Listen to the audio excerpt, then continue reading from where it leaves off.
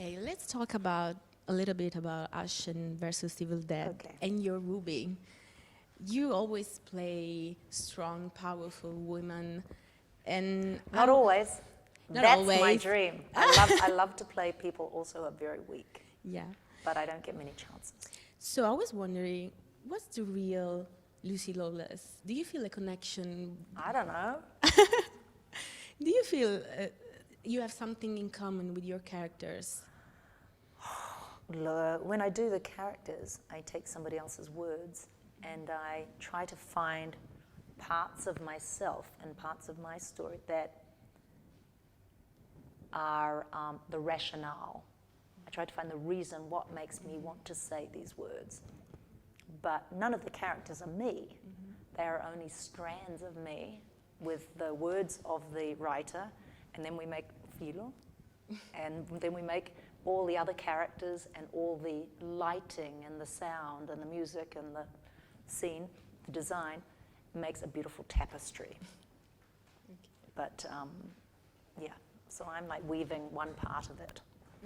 It's the part you see. So in the show, there's a lot going on with all the demons and the fighting. I was wondering, what's your precious moment on the set? Something funny that you remember? Laughing with Dana is always good. Like killing Kelly was so terrible and so great. Yeah, I must say working with Dana was a really great pleasure. Okay. She's a very funny woman and a great Italian American. So I was trying to teach her some Italian.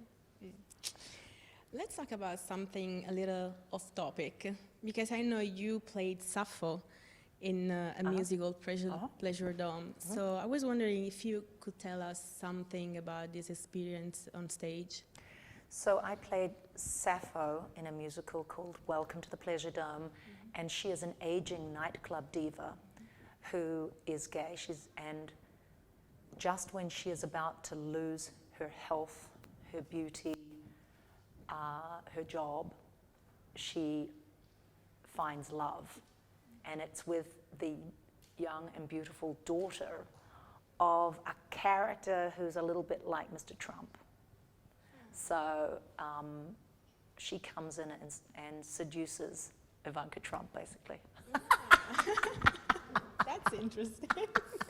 Didn't really happen, but I don't know, it's fun. So we did this crazy musical, and in this nightclub, which the villain wants, the Trump character, wants to pull down, there are drug dealers, and there are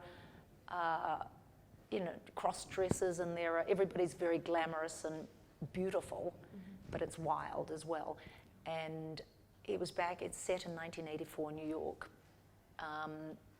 And two love stories happen, and they happen to be two same-sex love stories.